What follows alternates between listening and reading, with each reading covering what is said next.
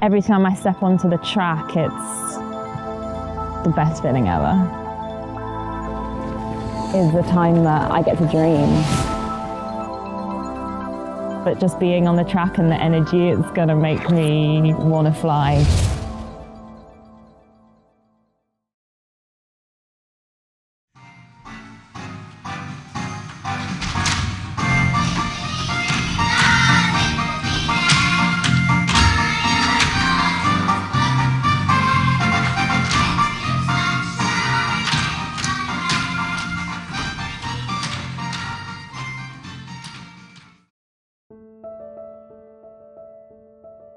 This is where it all began. I started dancing when I was 4 years old, I think. I started in this hall at the Davies School of Dance. And every Friday night of my entire childhood life, I spent in this hall. And I think it was like just where I learned how to express myself creatively. I think it was an outlet. School was really difficult for me. I really struggled on the academic side. Then I could end the week, come here and kind of let off all of my steam in such a creative way where there was no judgment, there's no one looking at you, there's no one expecting you to be something you're not. I mean, I sacrificed my whole childhood, and even getting older, becoming a teenager, I didn't go out and party on Friday nights because I was here. And then I was also dancing Saturday morning, so like I didn't do that kind of stuff. My dance teacher, Miss Anne, she unfortunately passed away quite a few years ago. Yeah, I loved her so much. She really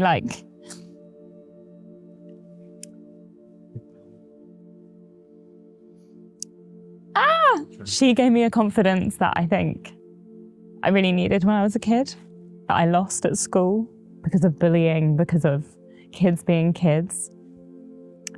And like being in this space with her, she just made me, and I think all the other people that came here, feel really safe.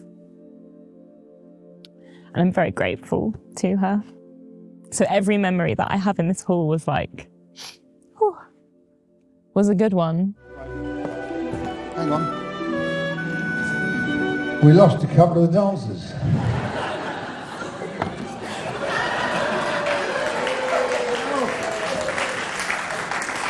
I went to the Brit School to dance.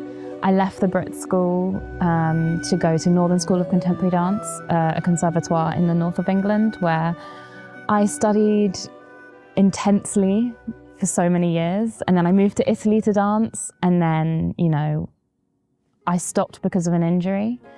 I definitely could have carried on, but I think I used it as an excuse to stop. Interestingly, when I was at dance school, one of my teachers sat me down one day and she said, "Jessica, why didn't you go to drama school?"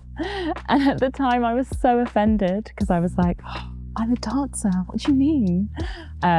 But then, yeah, I've learned now what she meant by that. I think I just didn't see it then. When I was that age, I didn't really know what I wanted. I knew I wanted to perform and express myself. And because I was in that dance environment, I just kind of thought that was the way I had to go. But then, yeah, getting older and realizing that I have my own voice, I have my own creativity, I have my own way of expressing myself. I was really lucky to meet Sally, an American dancer and actress who taught me ballet in Italy, and she wanted to work with me in cinema. So she's kind of the person that opened that door for me and that possibility, and in a way I think that really saved me.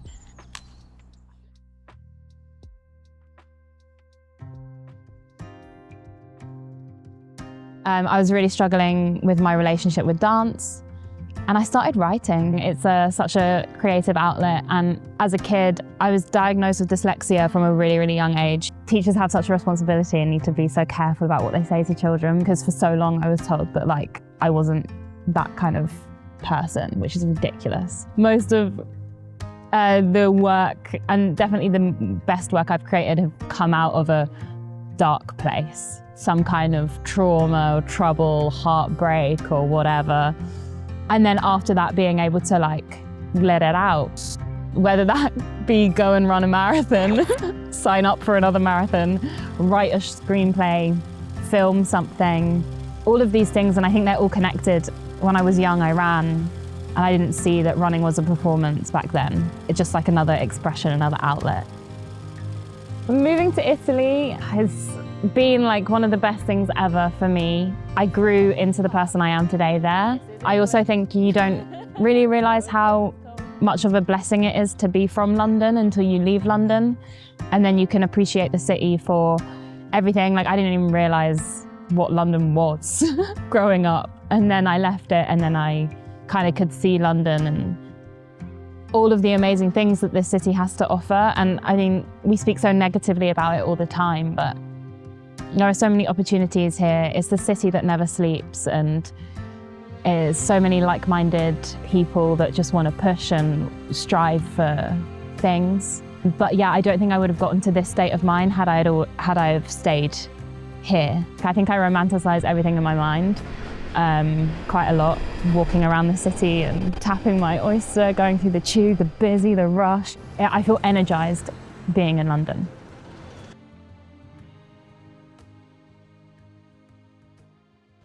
I think I was kind of destined to do creative stuff because my parents met working at the National Theatre, so I feel like I'm a theatre baby from day one.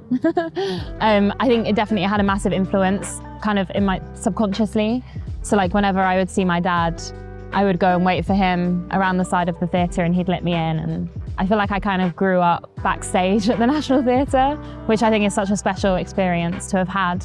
And my mum was a stage manager, but she stopped working in the theatre when I was born so she could raise me. And yeah, like literally without even realising it, I guess that probably had a bit of an influence on like me wanting to spend my life on the stage. My family have always just been so supportive of like anything I wanted to do, especially my mum. She would take me to every hobby. She worked really, really hard to be able to afford my swimming lessons, when I wanted to try and play the violin, which didn't last very long, when I was being driven to dance or an athletics event, or I tried horse riding once. I mean, I wanted to try it all, and my mum just facilitated that.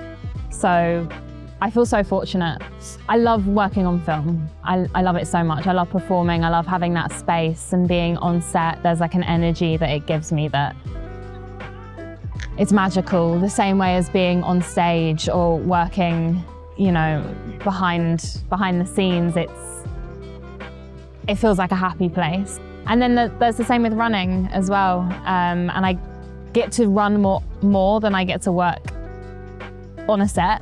And who knows where these things could take me, but I'm open to it. And I think for the first time in my life, I'm not like forcing anything or holding on to something, and that's kind of allowing certain doors to open. And they're not always the doors that you expect, but they're amazing, incredible opportunities and can lead you further. So I'm just kind of, right now I'm in a place where I'm excited for my future. I think I've done so much work and laid so much of the groundwork that I hopefully can go forward.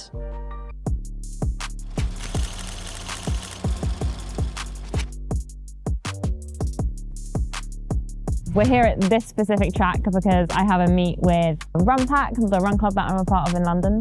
We're here because it's a big part of my life. I don't think the other side of me would really exist the way that it does without this side of me. That's why we're here. My first memory of running, I had to do the bleep test at Knights Academy. It's a sports school in South London, and I had no idea that I could run and started the bleep test, and then after a while it was just me running, and they actually stopped the test rather than me falling out of it. They just stopped the test, and then that was my first real memory of running. I was really young when I had to choose between dancing and running. I chose dance because the dance also allowed me to be creative, and I didn't see creativity in running.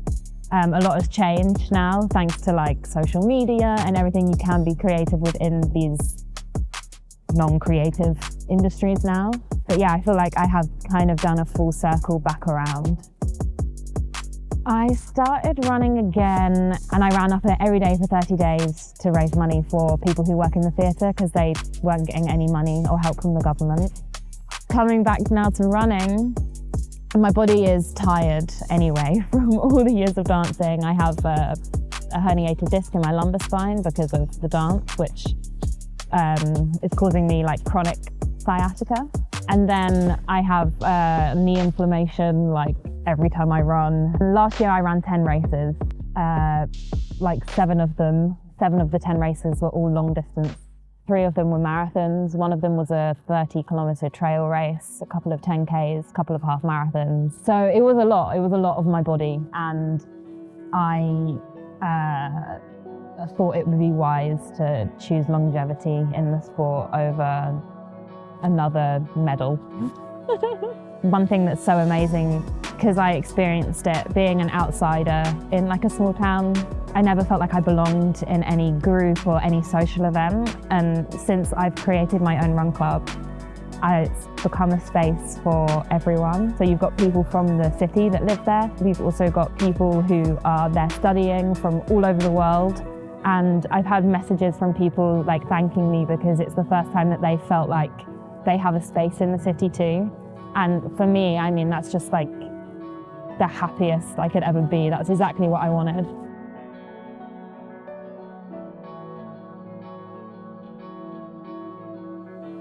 Having the run club is the biggest gift, I think, because especially when I've not been able to do the things that I want to do in terms of my own running, the biggest joy that I can then get is helping other people achieve things.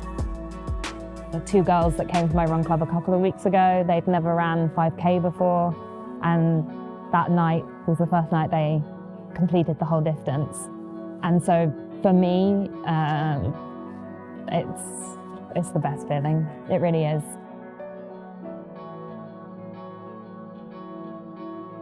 So much of the work that I've done has just been through the love of doing it rather than like focusing on having a career come out of it.